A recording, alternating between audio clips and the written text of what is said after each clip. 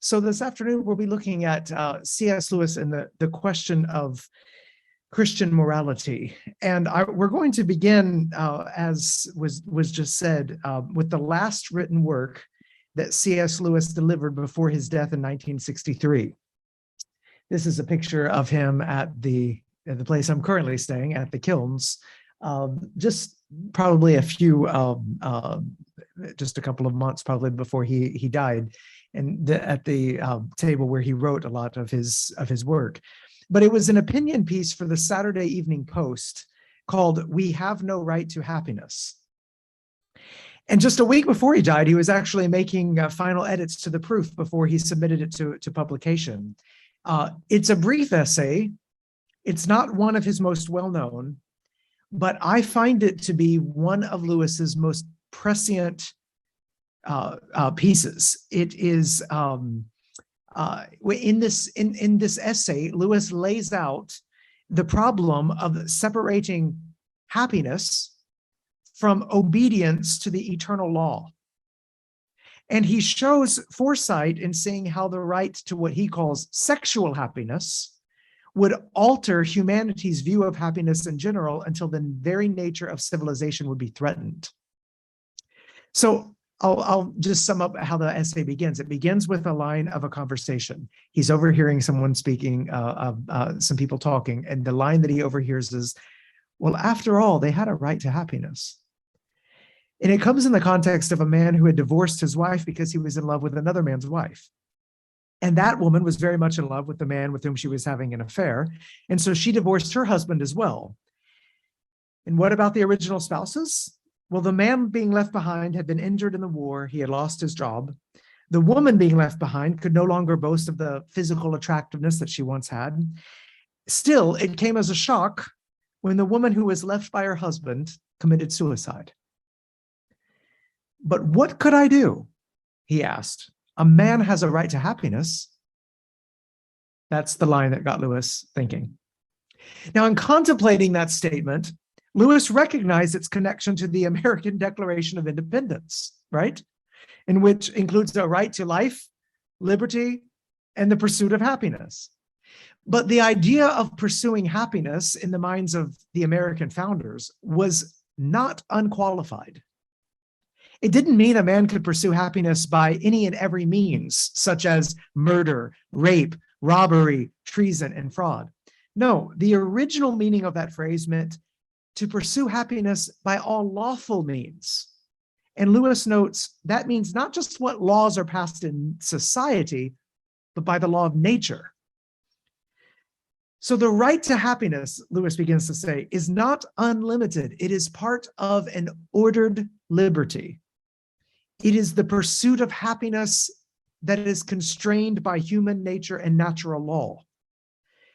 It does not sanction the following of our impulses toward actions that promise happiness, but lead to destruction.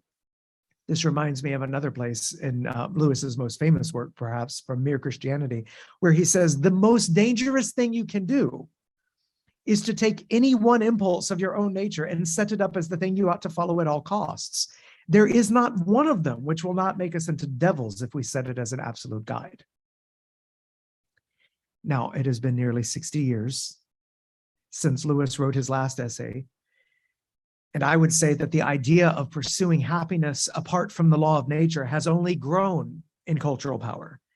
In fact, we could say that the idea of a right to happiness, well, that's just common sense for most people. A couple of years ago, I wrote a book called Rethink Yourself. Rethink Yourself. And in that book, I write about the philosophy, what sociologists call expressive individualism. And I describe it as the look-in approach to life. So the purpose of life, common sense for many people in our society and Western societies, is that you look in first to define yourself by discovering your deepest desires. Then you look around to people for affirmation and acceptance. And then if you feel like you're missing something spiritual or transcendent, you may look up to God or some higher power for some kind of inspiration. All right. So look in first, then around, and then up. That's the way to find your own unique path to happiness. That simply goes as common sense, I think, for most people in the West today. Carter Snead, in a book called What It Means to Be Human, shows how this way of thinking, this expressive individualism, has now embedded itself in the very logic of American laws, especially on issues related to abortion and euthanasia. And I want to show you how Snead defines the term. He breaks that term expressive individualism wisely, I think, into two terms so that you can see what is meant by both of them. First, he starts off with individualism. This way of thinking means that the fundamental unit of human reality is the individual person, separated, isolated from, distinct from the manner in which he is or is not embedded in a web of social relations.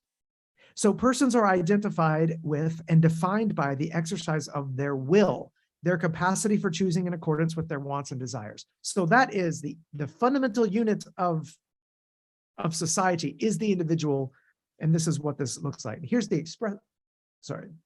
expressive element of that we thrive insofar as we are able to freely create and pursue the unique projects and future-directed plans that reflect our deeply held values and self-understanding.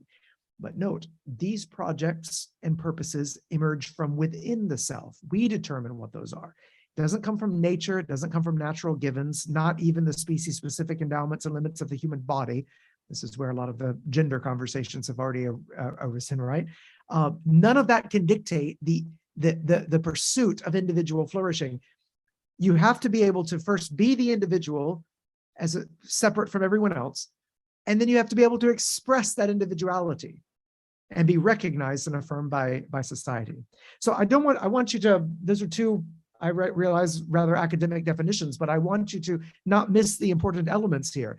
The individual is supreme, considered apart from any social obligations or relationships, and only the individual can decide how best to express the uniqueness of their essence. Purpose and meaning emerge from within yourself. It's not granted from outside yourself. Now, there's a similar definition that comes from the Catholic philosopher Charles Taylor. He says, and this word came up at lunch, and I was glad to see it, that he says that we live in the age of authenticity. The age of authenticity. We were talking at lunch about how authenticity, being authentic, has become a very popular, powerful word these days, right? And there's a couple of different ways of taking the word authentic or authenticity. Many of us as believers, when we hear someone saying, be authentic, we need to, authenticity is what will reach believers. What we mean by that is authenticity as opposed to hypocrisy. And in that sense, we should also hope to be authentic, right? Jesus had plenty of things to say against Pharisees and against those who were inauthentic, who were hypocritical. But that's not what Taylor means by authenticity. And I'm not sure that in the way it has become a buzzword in our society, that people mean it in the way we mean it when we say we should seek to be authentic rather than hypocritical. No, what Taylor means when he talks about we live in an age of authenticity, he says it's authenticity as opposed to conformity. Do you see the difference? You can think of authenticity as I want to be real, I don't want to be a hypocrite. Or you can be using the word to say, I want to be authentic as opposed to conforming to someone else's way of thinking for my life. This is how he describes the age that we live in his book, A Secular Age. He says, this is the understanding of life, that each one of us has his or her own way of realizing our humanity, and that it is important to find and live out one's own humanity as against, here's the conformity part, surrendering to conformity with a model imposed on us from outside by society or the previous generation or religious or political authority. Now, I think the takeaway from Taylor's definition is in that latter part, because it sets up the individual in opposition to various institutions or people who would insist on conformity. You must never surrender to conformity with a model imposed from outside. And of course, he mentions here society, the previous generation, the authority of a religious institution, the authority of any political party or system.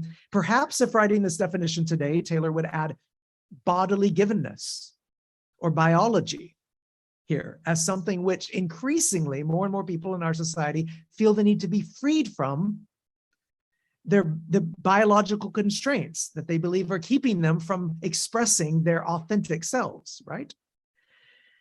So this contrast between authenticity and conformity with outside authority, that is what sets up the narrative drama for most of the West's most best known, most beloved stories. In fact, we could say this is the dramatic or narrative tension for virtually every Disney movie since the 1950s.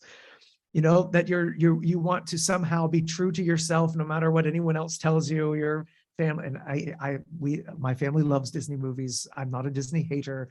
I'm just saying, but we do talk about these things in our family because we want to make sure that they know being true to yourself is not the end all purpose of life. But now what happens when you take this expressive individualism or this age of authenticity and it becomes the dominant view of the Western world, and that look-in approach to life gets applied to questions of morality? Once it gets applied to questions of morality, traditional Christian teachings begin to be seen not as old-fashioned, not as problematic, not just wrong, but extreme, dangerous even. This is a moral revolution. So when you take Christian values and virtues and you separate them from the Christian story, you create a situation in which assumptions formed by Christianity now become weaponized against the doctrines proclaimed by Christianity. And there's this new moral code that begins to take shape. It's got deeply Christian assumptions, but they're divorced from anything other than the desire for self-fulfillment. And that slowly but steadily replaces the moral code that once held sway in society. Two researchers, Gabe Lyons and Dave Kinnaman, that have done research on societal views of morality, distill these findings into 6 core moral values. They call it the morality of self-fulfillment. And they see it as dominant in Western societies. Here are the 6. To find yourself, look within yourself. I think it's something like 90% of Americans affirm that statement, okay? It's that look-in approach to life. 2, people should not criticize someone else's life choices unless they go on Facebook or Twitter, apparently, I think would be the only exception. To be fulfilled in life, pursue the things you desire the most, right? That's that pursuit of happiness, but only you can determine what happiness is for you, right? Enjoying yourself is the highest goal of life. In other words, most people are hedonists. People can believe whatever they want as long as those beliefs don't affect society. And then finally, number 6, the only real rule when it comes to sexual morality is consent between 2 adults. So digging into point number 6 on that list, I think this is what happens when the assumptions of expressive individualism get applied to sexuality. So you have this new moral framework. It's rooted in that individualistic outlook. And when you have a lot of people, for many, the purpose of life is to push against any sort of outside extrinsic moral authority and to resist and overcome the cultural constraints, anything that would keep us from being true to ourselves. And once you then make that last turn that's happened just in the last 20 to 30 years or so, and you link up sexuality with identity, well, then the conflict becomes very clear. The church in its traditional teaching is standing in the way of individual authenticity and freedom as expressed sexually. And so I think Lewis was prophetic when we say if he was a visionary for our time. I think he was prophetic in that he saw how the right to happiness was already in his day being applied to sexual happiness. So going back to that conversation about divorce and suicide, the comment about having a right to happiness, Lewis finds it odd, he says, that his female friend who's having the conversation, he says she would have been scandalized if anyone had defended the actions of a ruthless man-eating tycoon on the ground that his happiness consisted in making money and he was pursuing his happiness. She was also a rabid teetotaler. I never heard her excuse an alcoholic because he was happy when he was drunk. So Lewis recognizes that when they say they have a right to happiness, that the right to happiness really just meant sexual happiness. And he noted the irony in people in his time saying that, we should treat sex just like any other impulse, when in fact, he says, they intended to treat sex as no other impulse in our nature has ever been treated by civilized people. This is what he says about the other impulses. All the other impulses, we admit, have to be bridled. Absolute obedience to your instinct for self-preservation is what we call cowardice. To your acquisitive impulse, avarice. Even sleep must be resisted if you are a sentry. But every unkindness and breach of faith seems to be condoned, provided that the object aimed at is 4 bare legs in a bed. I think Lewis here is echoing what G.K. Chesterton noted several decades before. Chesterton said, you can't treat sex just like any other impulse, because when you do, the fire escapes the fireplace and it burns down the house. This is what Chesterton said. Thus, the effect of treating sex as only one innocent natural thing was that every other innocent natural thing became soaked and sodden with sex. For sex cannot be admitted to a mere equality among elementary emotions or experiences like eating and sleeping. The moment sex ceases to be a servant, it becomes a tyrant. So Lewis says, when you excuse the man who deserts his wife because he wants to find sexual happiness in someone else, he says that's not a way of treating sex like anything else. That's giving a preposterous privilege to the sexual impulse. It is an offense against good faith, to solemn promises, against gratitude and common humanity. It leads us, Lewis writes, to condone all sorts of behavior which, if it had any other end in view, would be condemned as merciless, treacherous, and unjust. So what Lewis foresaw was that an unfettered right to happiness, meaning sexual happiness, that disregarded the constraints of natural law, that unfettered right to happiness was going to wreak havoc in society. And to respond to this challenge, which I would say, I think we'd all agree, has only grown since the time he wrote this, nearly 60 years ago, we must look beyond the presenting the surface issue of sexuality and see how the underlying expressive individualism that's underneath that, how that runs counter to the gospel. And let's be clear, expressive individualism does go head to head with the gospel. The gospel challenges any way of life that says me first. Now, to be clear, the gospel does affirm the sacredness and the dignity of every human individual. But we would say the gospel confronts any view of life that makes the human person the end-all and be-all of existence. We have dignity because we are made in the image of God. Our noblest aspirations do not arise from within, they are given to us from above. We do not create our truest identity, we receive it. And I would say we are most truly ourselves when we live according to the design of who God created us to be, not when we seize the throne and decide for ourselves who we will be. Some of you, I'm sure, are familiar with the opening line, probably the most brilliant line of the Westminster Catechism. What is the chief end of man? Anyone know the answer? To glorify God and enjoy him forever. So the ultimate purpose of humanity, to glorify God and enjoy him forever.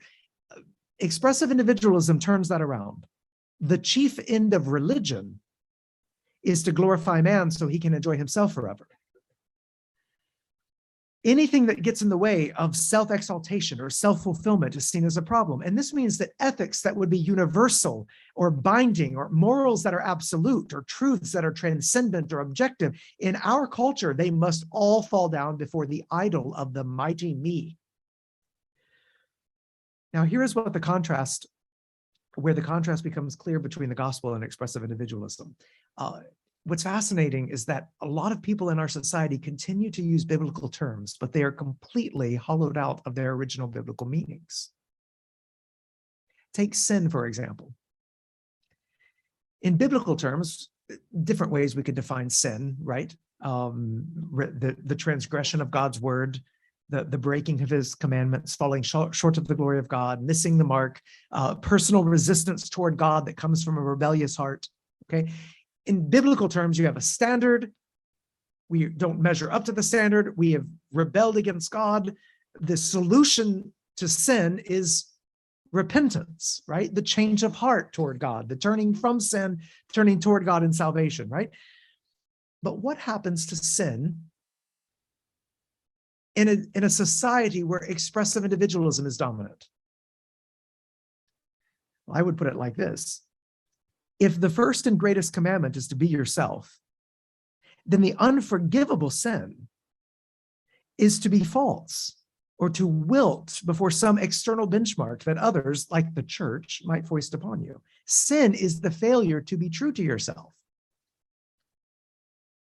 Thus, the solution for sin, for failing to be true to yourself, is not repentance, it's reassertion. It's to reestablish your claim to ultimate sovereignty over your life and to courageously resist the forces outside that would call you to any kind of conformity. Do you see the challenge? We are living in a culture now where, because we have a desire, we have a call to conformity with Christ, we are the sinners in our society. We are the ones who are seen as the problem. So we might put it this way: for a society awash in expressive individualism, the greatest commandment is to be yourself, and the second is like it, to affirm and applaud whatever self your neighbor chooses to be. The greatest sins, then, are to deny yourself or to question or judge someone else's self-expression. So do you see the challenge? It's a complete, again, moral revolution. It's completely turning. I would say most of our grandparents or great-grandparents would not be able to describe what we're describing here. It's so different. And yet it's happened. Lewis saw at the end of his life what this trend was and how it was going. The problem, of course, is the third challenge there, is that this understanding of sin is ultimately godless, and without a just and forgiving God, our guilt has nowhere to go. And so everyone is scurrying around trying to suppress the symptoms, but they can never be healed of the disease.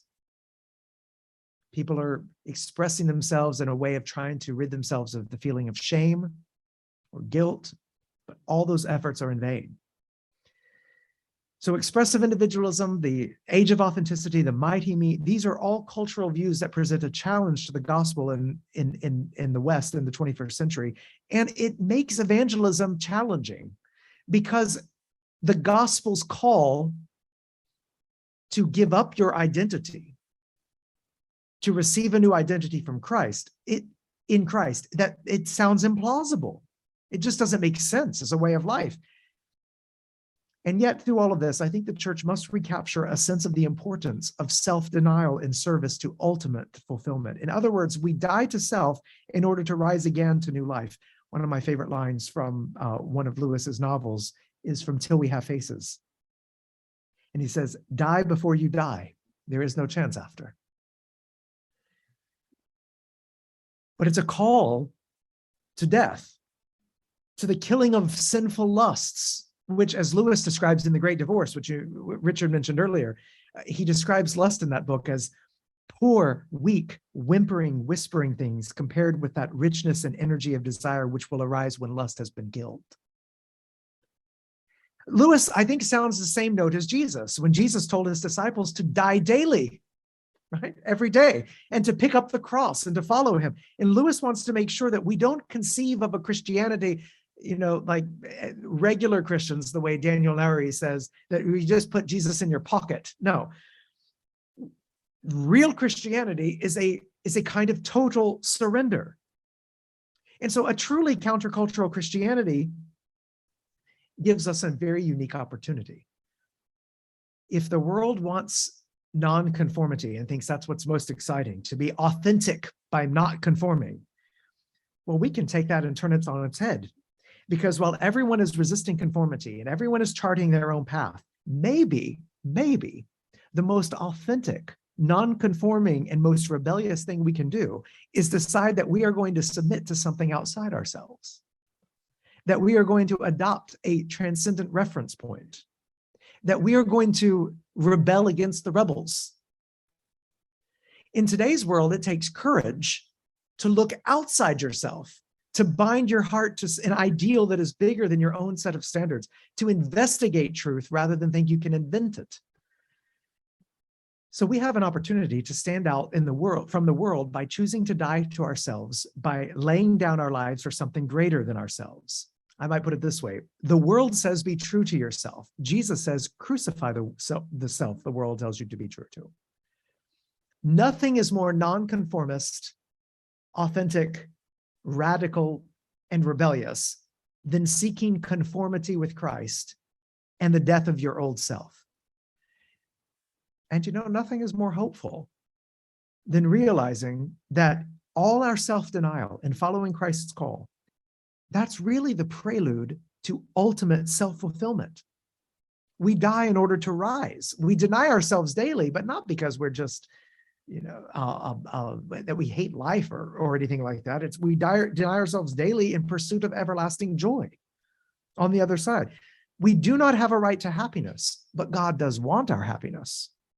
It's just that the happiness we will attain can only come through him. This is something Lewis mentioned in The Problem of Pain. He said, God gives what he has, not what he has not. He gives the happiness that there is, not the happiness that is not. Now, I know sometimes people think of Christianity they think of Christian teaching or Christian morality as a straitjacket, like it's this, God has given us these arbitrary commands and that we must keep those commands in order to prove our devotion to him, that following God's instructions, especially in matters related to sexuality, that requires us to sacrifice what it is we truly want and squelch every desire that we might have. And in order to show God how much we love him, we just keep all of these arbitrary rules, give up what we want and obey him instead. But that's not really the true picture. A few years ago, I came across a letter from Lewis to his lifelong friend I mentioned earlier, Arthur Greaves. This comes from September of 1933. Lewis, if you read his autobiography, his memoir, it was no stranger to lust and sexual temptation. And neither was Greaves. Greaves experienced same-sex attraction his life. But Lewis believed that this idea of Christian morality being arbitrary was very shallow. It doesn't consider what we really want. Neither does it deal with what God really wants. And he uses this fantastic illustration, this analogy, using his dog as an example. So I want to share a little bit from that letter to Arthur. He says, supposing you were taking a dog on a lead through a turnstile or past a post. You know what happens, apart from his usual ceremonies in passing a post. He tries to go to the wrong side and he gets his head looped around the post. You see that he can't do it and therefore pull him back. You pull him back because you want to enable him to go forward. Now, he wants exactly the same thing, namely to go forward. For that very reason, he resists your pull back. Or if he is an obedient dog, he yields to it reluctantly as a matter of duty, which seems to him to be quite in opposition to his own will. Though, in fact, it is only by yielding to you that he will ever succeed in getting where he wants. So underneath the myths that we believe and the actions we perform, I would say, are both longings and lies. The dog believes that the lie that the only way forward, the only way to get what it wants, to continue on its walk, is to push ahead. Lewis, who's the dog owner, affirms the longing of the dog to go forward, but he must pull the dog back in order for it to actually make any progress. Now, next, Lewis explains what he would say to his dog. I'm sure all of you have wondered if suddenly a dog could become a theologian and was frustrated by the owner thwarting his will. I'm sure you all wonder how Lewis would have a theological conversation with a dog. Here's your chance. If they could talk, Lewis would say, my dear dog, if by your will you mean what you really want to do to get forward along the road, I not only understand this desire, but share it. Forward is exactly where I want you to go. If by your will, on the other hand, you mean your will to push against the collar and try to force yourself forward in a direction which is no use, why, I understand it, of course, but just because I understand it and the whole situation which you don't understand, I cannot possibly share it. In fact, the more I sympathize with your real wish, that is your wish to get on, the less can I sympathize in the sense of share or agree with your resistance to the collar. For I see that this is actually rendering the attainment of your real wish impossible. Now, Now, Lewis now applies this parable to our situation. As human beings, we long for happiness. We do. And yet we believe in lies that lead to evil actions. Our longings are misdirected toward disobedience. So Lewis says, God not only understands, but shares the desire which is at the root of all my evil, the desire for complete and ecstatic happiness. He made me for no other purpose than to enjoy it, but he knows, and I do not, how it can be really and permanently attained. He knows that most of my personal attempts to reach it are actually putting it further and further out of my reach. With these, therefore, he cannot sympathize or agree. His sympathy with my real will makes that impossible. He may pity my misdirected struggles, but that is another matter. You know, Jesus, with the man who had many possessions, who wanted to follow him, what did Jesus tell him to do? Sell all your possessions, give it away to the poor, and then come and follow me. And the man didn't do it, did he? He walked away sad. Now, I think in our day, we would want to say, well, run after him. Sell maybe only half your possessions,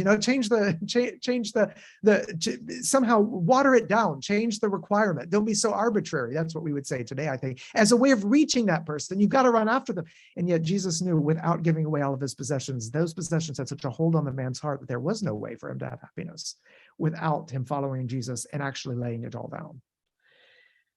So over against the person who says, I must squelch my desires out of duty for God, Lewis says, no, don't squelch your desires. God ultimately shares your ultimate desire. He is redirecting your path so that you can find the joy that you're actually looking for. And over against the person who says, God affirms me as I am and must sympathize with all my desires, Lewis would say, no. Because God affirms your ultimate desire, he must categorically reject your sinful actions and desires, for they will forever keep you from what you really want.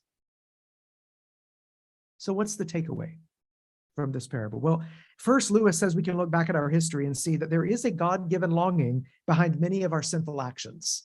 I'm not sure how influenced Lewis was directly from Augustine at this point, but St. Augustine, this is the misdirected longings that lead to sin is one of the key ways in which is the Augustinian approach to thinking of sin. But this is so very well in line with Augustine here. He says, I may always feel looking back on my past sin that in the very heart of my evil passion, there was something that God approves and wants me to feel not less but more. Take a sin of lust. The overwhelming thirst for rapture was good and even divine. It has not got to be unsaid, so to speak, and recanted. So the longing there that leads to the sin is right. And yet he exposes the lie now. Lewis says, well, what about giving in to that sinful illicit lust? Will that fulfill the longing? He says, no, but the thirst will never be quenched as I tried to quench it. If I refrain, if I submit to the caller and come round to the right side of the lamppost, God will be guiding me quickly as he can to where I shall get where I really want it all the time. And then Lewis applies the parable to future temptation. This is a word for all of us. And he helps us understand why we should expect God to be unchanging, unbending, ruthless in condemning our sin. And that this is an act of love, not hatred from God. He says, when we are thinking of sin in the future, so when we are tempted, we must remember that just because God wants for us what we really want and knows the only way to get it, therefore he must, in a sense, be quite ruthless toward sin. He is not like a human authority who can be begged off or caught in an indulgent mood. The more he loves you, the more determined he must be to pull you back from your way, which leads nowhere, into his way, which leads you where you want to God. Hence MacDonald's words, it's George MacDonald's words, the all-punishing, all-pardoning Father. So it is impossible to appeal to God's love in order to affirm you in your lusts. God cannot, he will not affirm your sinful desires and actions, because to do so would make it impossible for you to know true joy. And so what do we do when we do fall into sin? Well, we ask for forgiveness and redirection. He says, you may go the wrong way again, and again he may forgive you, as the dog's master may extricate the dog after he has tied the whole lead around the lamppost. But there is no hope in the end of getting where you want to go except by going God's way. I think this parable about the dog helps us see both the longings and the lies in the world's understanding of sexuality. But it also smashes the idea that God wants to kill our joy or that he wants to obliterate all our desires. No, Lewis believes that God pulls back the collar precisely because he wants us to find our delight, the delight we crave. He wants us to find that in him. And so the last thing from this, he says, thus you may well feel that God understands our temptations, understands them a great deal more than we do. But don't forget MacDonald again. Only God understands evil and hates it. Only the dog's master knows how useless it is to try to get on with the lead knotted around the lamppost. This is why we must be prepared to find God implacably and immovably forbidding what may seem to us very small and trivial things. So this we would say, God understands our temptations. He knows our hearts better than we do. He sympathizes with our ignorant attempts to find joy apart from him.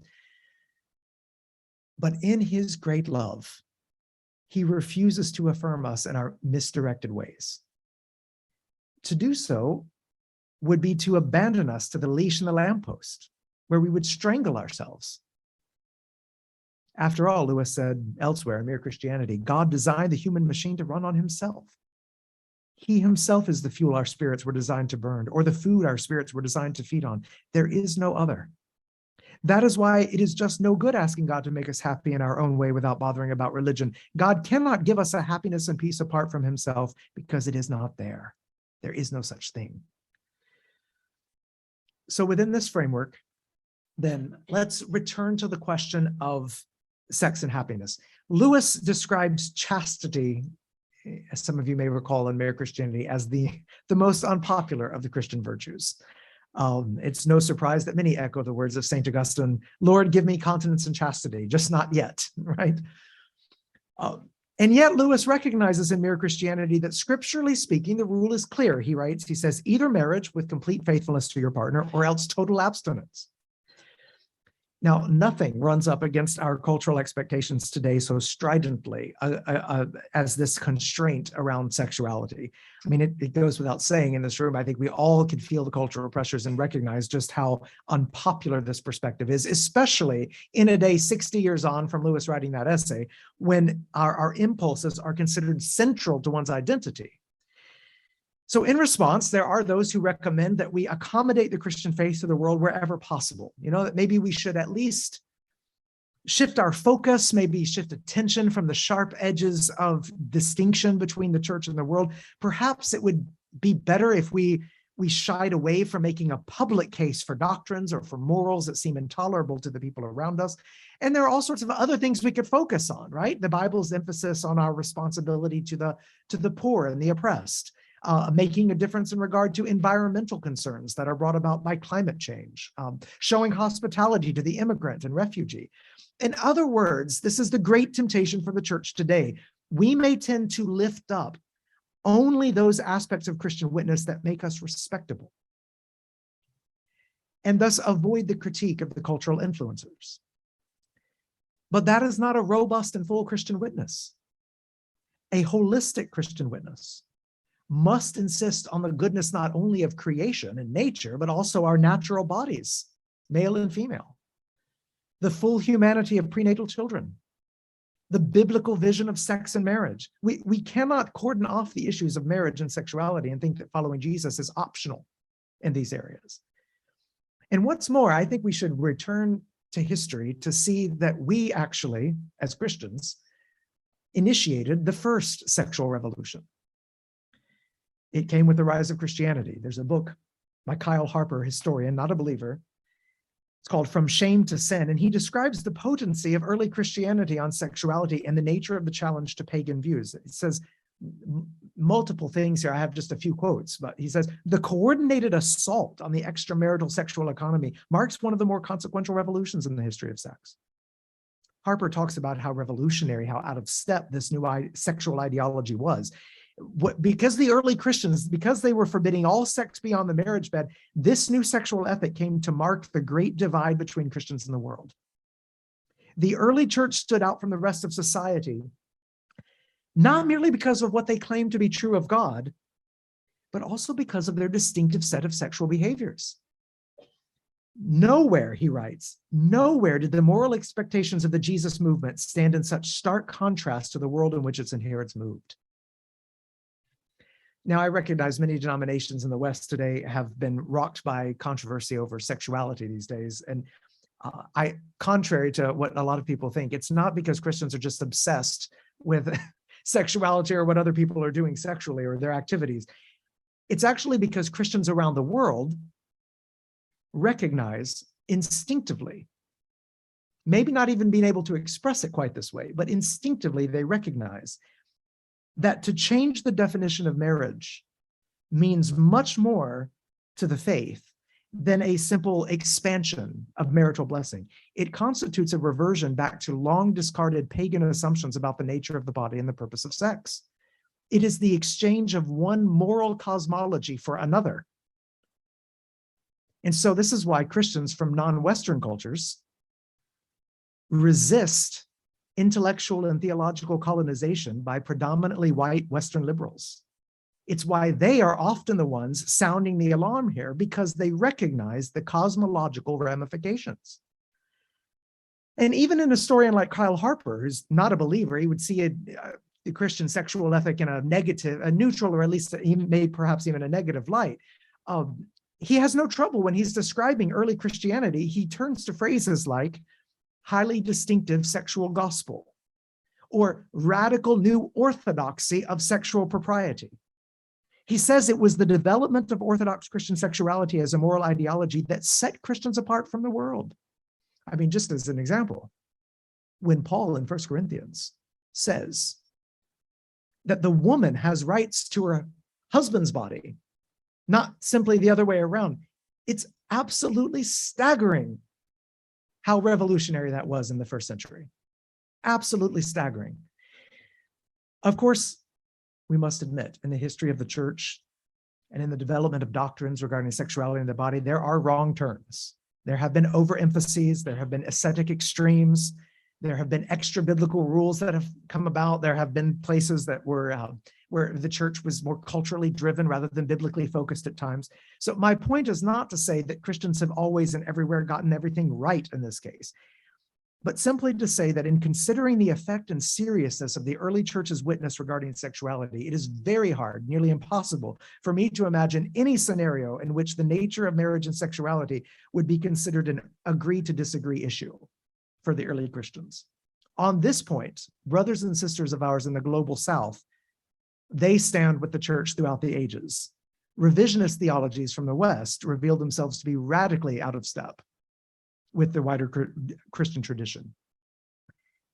I know that's a challenging word today, but I want us to just take a moment to get some historical perspective. Let's do a time experiment for just a moment.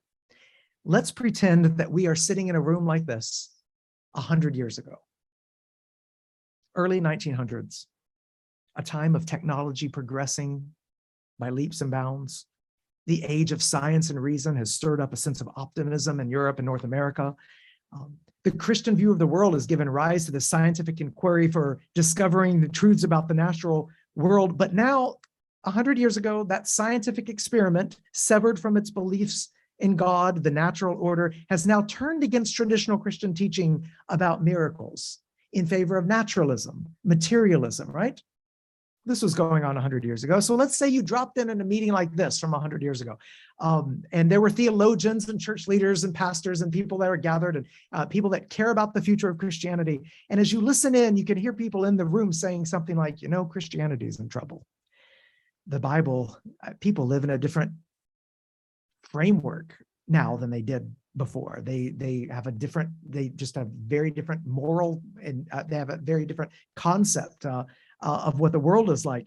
The Bible is full of these supernatural events, and there's miracles in here. And I mean, we can't expect people in a scientific age to believe in these stories without question. I mean, the idea of a virgin birth, I mean, it's just astonishing. It's astounding to educated people in our time, right? And so I can hear other people in the room saying, well, what do you mean by that? What are you saying? That we should abandon these truths? I mean, Christians have always believed these things. And then I can also see people then backtracking a little bit saying, no, well, I'm not saying we deny the miracle stories altogether, but surely we could downplay them. Do we have to talk about them? Why shouldn't we just kind of avoid these aspects of the faith that embarrass educated Christians of our time, that make us look so out of step and so backward? Another person says, do you really think that would help our mission? And then this other person says, well, yes, of course it would. After all, the miracles aren't the center of Christianity. What's truly breathtaking about our faith is its emphasis on bettering the world, these moral truths that show God as our Father and all mankind as brothers. And, let's just focus on the morality of Christianity, not the miracles. Otherwise, we're causing unnecessary offense. We're setting up barriers to our mission. We're not going to be able to reach people. Now listen, that conversation from 100 years ago made sense to a lot of people. And I believe the Christians in that time were well-intentioned. They wanted to reach as many people as possible. They wanted to faithfully embody the gospel. It makes sense that they would think that the best way forward would be to avoid some of those unpopular aspects of Christian teaching, such as the focus on the miraculous. But you know what would happen if I could travel back in time to that room? If I could just parachute into the room, I'd like to say as a time traveler, let me tell you all in here having this conversation, you know what? You won't believe this, but 100 years from now, people will be talking about how the fastest growing movement within Christianity is Pentecostalism, a movement of Christians who emphasize miracles in the present. Oh, and let me tell you what's happened to all the churches that decided that they should downplay or deny the supernatural claims of Christianity. They are in massive numerical freefall and virtually nearly shells of what they were. I can imagine that group being shocked, surprised. Wait, you mean the groups that did not downplay but actually reveled in the supernatural, they're the ones who grew the most, and the groups that downplayed the miracles have nearly disappeared? See, it's easy to think that the best way for Christianity to grow is to emphasize the palatable parts for a culture and avoid what's offensive. But surely the last century shows us that the very claims that were most embarrassing to a scientific age became the most attractive elements of Christianity for so many. I think today pastors and theologians are in a similar conversation. Miracles aren't under the spotlight, Christian morality is. So if I were to put it this way, 100 years ago, some said we should focus on morality apart from the miracles. Today, some say we should focus on miracles apart from Christian morality. And it makes sense, doesn't it? I mean, I have friends in their 30s and 40s who have remained single, and they've chosen to live according to Jesus's teaching. They're pursuing chastity, and people think they're strange, backward, repressed for their views. I mean, sexual abstinence is seen as harmful in a society that sees sexual happiness or the right of sexual expression as the pinnacle of human flourishing. And so I say, strategically, I think it would make sense to shift the Christian vision of sexuality and marriage, wouldn't it? I mean, why focus on embarrassing aspects of the Christian faith? Why not deny the historic Christian teaching, or at least downplay those teachings for pragmatic reasons? Wouldn't it remove obstacles? I mean, that conversation today is happening everywhere. No. If the lesson from the last century is any indication, ground zero for explosive gospel witness is the place we are most likely to run afoul of the cultural authorities. What if, let's time travel again, 100 years from now, someone were to parachute into this room and tell us that the Christians who have exploded in growth and passion all across the world are the ones who sought to reaffirm and re-embody the historic Christian teaching on Christian sexuality and the family? What if we are on the verge of a 21st century of attractive Christian witness because of our morality, not in spite of it? What if Christianity is what will provide a moral ballast in a society that no longer has any anchors, that is adrift in a sea of misery? I think Christians in our generation will be known for dissent. In the 1960s and 1970s, the sexual rebels were the hippies who wanted to throw off, moral constraints in favor of free love. In the 21st century, maybe the sexual rebels are going to be Christians who dissent from sexual revolution dogma. But even in dissent, There's no reason to be hateful or gloomy or about the whole thing. If we're going to be outcasts and dissenters, well, then let's be the kind of rebels that don't just expose lies, but answer the longings of society by offering a better way, an entirely different moral universe, an entirely different understanding than what the world thinks. And we can do that not simply by standing about what God is against, but by declaring what God is for, by being implacable and unmoving when we're talking about that collar with the dog, because we share the longing of people that may get misdirected, may go the wrong way, but because we want to pull back, because we know this is the way that God has revealed. And I think we should trust and have confidence that 100 years from now, the Christian truth will be as solid as ever, even if the cultural challenges have changed. I think C.S. Lewis's final essay exposes how easily the freedom offered in society, with a right to happiness, that freedom turns out to be a different form of slavery. But thankfully, the gospel frees slaves. It has a word for the weary and the guilt-ridden, those who have pursued happiness in all the wrong places. Our hearts are restless until they find their rest in you, St. Augustine said.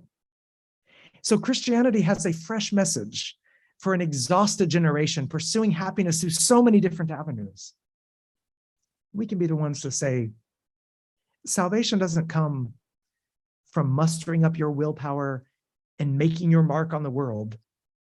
It comes in recognizing your dependence on God and receiving the mark he made on the world in the person of Jesus Christ. So I think this is an exciting time to be alive, an exciting time to be a follower of Jesus. And as we make our way through the world and we learn to recognize and maybe see more of that expressive individualism, that look-in approach to life in movies and songs and stories and in testimonies and way people talk, let's look to see that better, but then be able to tell people, Jesus is better than that. He is better. And then I pray God will make our mission fruitful as we spread the good news of grace offered to us by a crucified and risen Lord who is coming again to make all things new. Thank you. Okay, the first one, Trevin, is from Andrew. A little bit challenged by some of the things you've said. He asks, I'm disappointed that more than once you've lumped environmental concerns with the worldly view and rebellion against God. Did not Jesus see the crowds as sheep without shepherd more than as them or even as enemies? I see you as treating them as them or even as enemies, but he just finished saying, however, I value very much a lot of what you said. Oh, that's wonderful. Well, I want to be clear. I don't think I wouldn't lump in environmental concerns as something we should not be worried about or concerned about. I do think it's part of the church's mandate and mission to care for creation and to steward the environment that God has given us. My focus, and just to clarify for Andrew, because I said similar things about our care for the immigrant and the refugee and others. My focus, in saying that, I was simply pointing out that there are particular aspects of Christian witness, creation care being one of them, that will tend to get you applauded by many in society. And then there are particular aspects of Christian witness that will tend to get you condemned by society. So my focus, my goal is not to take anything away from our commitment to those who are disadvantaged, our care for the poor. I mean, Lord forbid, we are satisfied as churches with not doing what Jesus has called us to do for the poor and the oppressed, or to standing up for justice in any number of areas, being involved with environmental concerns, as well as helping immigrants and refugees. My wife is an immigrant, and we've had plenty of conversations even with other believers about the right and wrong ways and how that all works out. There are all kinds of areas of controversy with that. The overarching point I was wanting to make, and I'm glad to clarify for Andrew, was not to say that these other aspects of the Christian witness do not matter. It was simply to say we must pursue a holistic biblical Christian witness that does not bow to the idol of respectability. And I think one of the easiest idols to fall for in the church today is to only talk about or emphasize or be involved in things that already bring a level of respectability, and to go quiet on those areas where there's actual as Richard said earlier, antithesis. There's that conflict. So I'm glad he brought up the question, because I would not want to be misunderstood as saying that these other aspects of Christian witness are not important, or that they're optional, or that they're lumped in with, wrong causes or whatnot. They're absolutely not. They are absolutely important and essential. I think we've got to take the challenge, though. I wouldn't want us to back off anything. I would just ask the question, are we as vocal in the areas where we don't get applause, but often get jeers instead of cheers? That's the challenge. It's a great question. Yes, sir. So the question is, do I think that C.S. Lewis would have called Arthur Greaves' sexual longings good? Remember the friend that he was writing there, that they're talking about lust and Arthur being same-sex attracted. I don't think he would, there's no possible place where Lewis would have called any lust good. But you can see how closely on the line he was in one of the quotes, in which he said, what you want beyond that lust is God-given. So what he would say, I think he would be very careful to distinguish a wrongful desire from an ultimate desire. So Lewis, some of you may have read more Lewis than I have, might have differing opinions on this, but I think he would want to be very clear to not baptize desires, so to speak, as saying that all desires, even if they're sinful, are somehow good. I think he'd want to say those misdirected desires, behind them is a good desire that has then gotten turned around. Again, that's the Augustinian approach. So I think that's probably what he would say, or at least I would say that that's closer to what the Christian tradition has said over the years. But that's a great question, Peter. So the question is about Disney. As parents and grandparents in here, I'm a parent myself with our kids. And there has been news. I'm sure you've seen news about Disney executives or Disney employees being filmed talking about the desire to use Disney cartoons and movies and things in order to push an agenda away from traditional sexuality. So the Disney question is a good one, because the question you're asking is, how are we in the world but not of the world? There are some that say we should boycott everything from Disney. My denomination in the United States actually did a boycott of Disney in the 1990s. So either we were way behind the curve or ahead of the curve then, I don't know, but it didn't actually, it lasted until they did the Narnia series, and then we quietly stopped the boycott so we could all go to the film and watch it.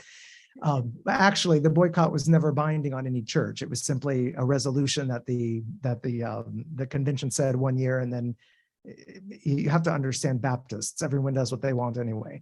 A lot of people boycotted Disney and then went straight to Disney World. But this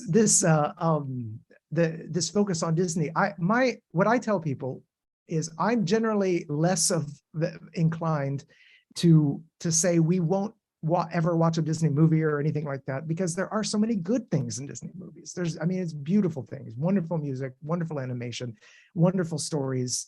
The most popular Disney movie in the last 10 years as a story actually pushes against expressive individualism. It's Frozen.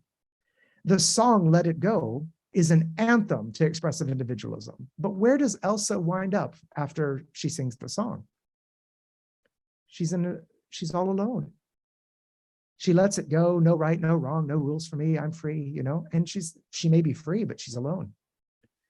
And she's in an ice palace of her own making. That's virtually a prison. And then what frees Elsa from that sense of self-slavery? It is the sacrificial gift of her sister. That is the sacrifice that melts the frozen heart, right? And that changes everything. And then, so there's a sense in which to say all or nothing on Disney to me is not quite, it's more complicated than that. There's a lot of beauty and truth in these movies, which is why they resonate so much.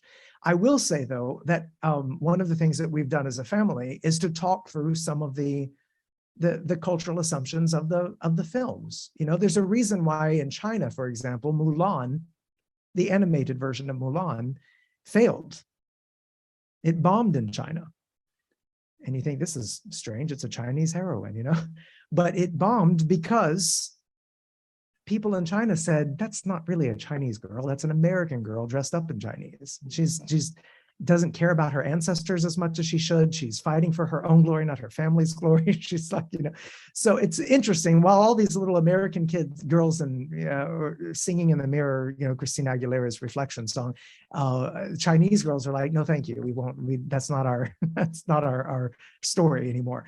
So it is interesting about Disney. I will say there may come a time, and there will be certain Disney films, I'm sure, in the future where our family will just say, no, there's no reason to go there. There may be others that we talk through. But I will say something that I said to a conference just a couple of months ago, a conference with Keith and Kristen Getty, the hymn writers from Ireland. They wanted me to do a session on Disney and Disney songs. And my big takeaway, my big push was, we need to be careful that the songs that our children are singing are great songs about a great God. And that those are the songs they hear more, that they hear so loudly and so often, that those are the songs that, Augustine said, we sing the faith into our hearts. I think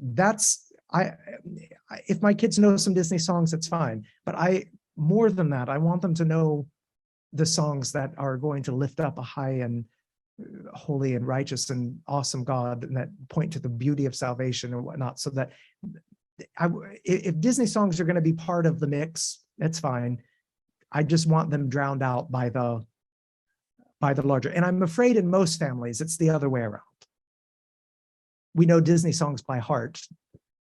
And a lot of the songs of the church or the great hymns of the faith, we struggle to remember. And I think if we're going to watch movies, or we need to just make sure that's one component, and that we do discerningly as part of a mix of a larger discipleship process.